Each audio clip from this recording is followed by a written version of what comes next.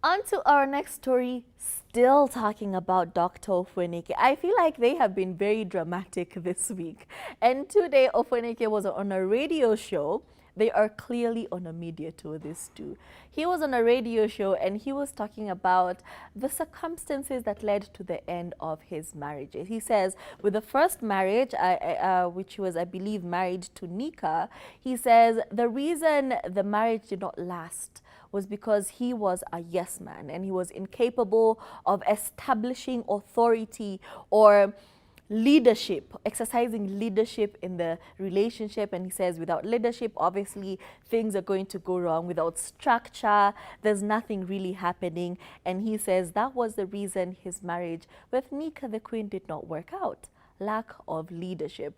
Goes on to talk about his second marriage, which was quite recent, I believe. And he says the reason it did not work out was because of his battle with alcoholism. He says any small trouble, any small disagreement they would have, he would be in the club. He would have a bottle of something.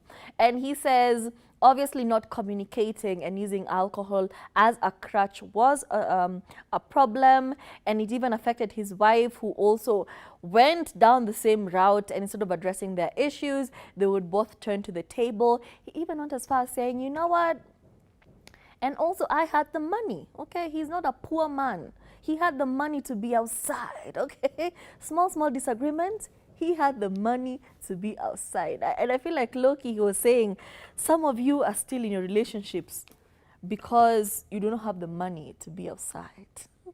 Something to think about this weekend. If you're going to argue with your wife and you don't have money to be outside, maybe that is why your relationship is still very strong. I don't know. Dr. Ofweneke said it, like, don't come for me.